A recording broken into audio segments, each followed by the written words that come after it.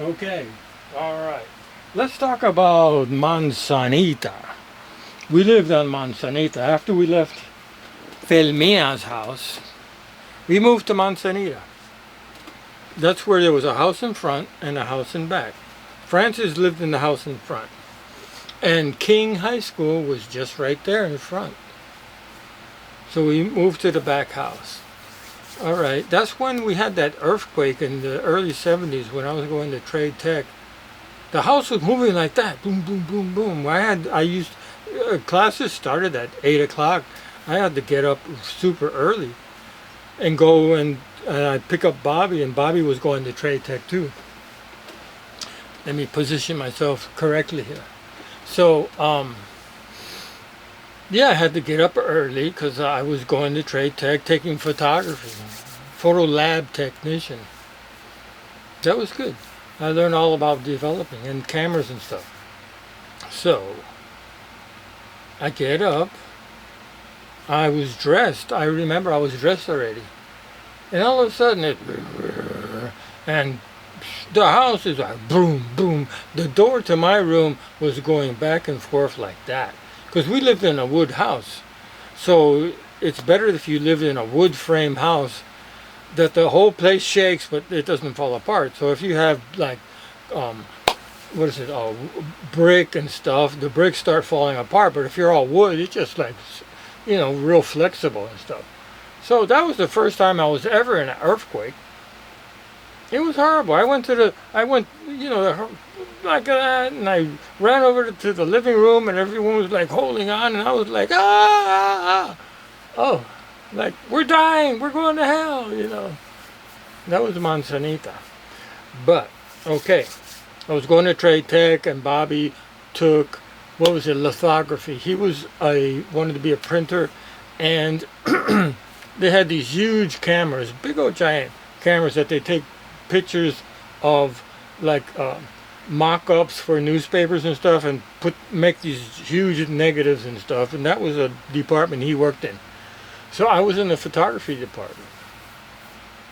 So he got this idea to make a community darkroom. Hippie, commune, everybody, contributes and stuff. So there was a garage that was kind of falling apart in the back of the house. So he decided in his head, make a community darkroom there. My dad was out of work and Pop also was out of work.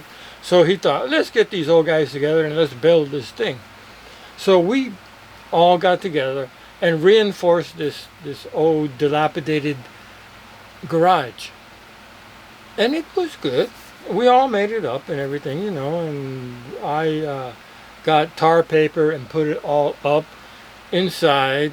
We put newspaper on the ceiling and tar paper all around the walls, and then anywhere there was light leaks I put black tape. And Rodney saw this giant stainless steel sink, big old stainless steel sink with a back on it, and it was huge, and a drain. He sold it to me for $20 because Rodney wasn't a good friend. See, if I would find something and think it was good for someone, I'd say, hey, let's go get it and give it to them. No, Rodney had to make money. Rodney was the rip-off Rodney. He's probably dead, so I can talk about him. Ha ha ha. So anyway, okay, I got the sink and everything, and I made the darkroom. I even saved money. I was working at a gas station, bought the enlarger, a B22 Omega enlarger. Wonderful. Okay, we had all the stuff ready for the darkroom. So then once it was all together, Mom and Dad were sitting in the living room and got me in there and said, well, who's paying for the electricity and the water? And, I'm a kid, and I thought, oh, shit, yeah, that's true. So I went over to Bobby's house, and instead of throwing my parents under the bus that they had brought this up, I said to Bobby and Valerie, that I thought that we were making this darkroom for me. What community darkroom bullshit? That darkroom is for me. So Valerie gets up and says to Bobby, oh, let's go and talk about this over here. Bobby was pissed about that forever. There was nobody going to pay for electricity and water. You know, it would just show up anybody and work and rip off and mess up everything. So that was my darkroom. And Bobby, for the rest of his life, was pissed that that happened. But Bobby came and used the darkroom, you know, and I had a few friends come and use the darkroom. But it wasn't the community darkroom, whoever wanted to show up.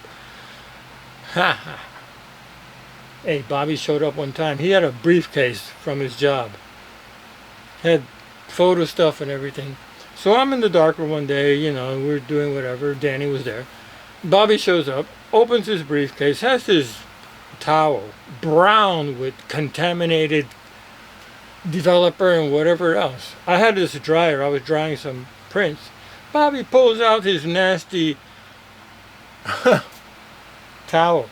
He starts rubbing on top of the dryer, and I said, what the hell are you doing? You bring your own contamination here? And he goes, no, it's not. Bullshit. That thing, he never washed that. So I told him to stop doing that. Had a lot of fun in that darkroom. That was my darkroom. All of my negatives I still have from that darkroom. That was in Manzanita in the back. Yes. Okay. Wonderful.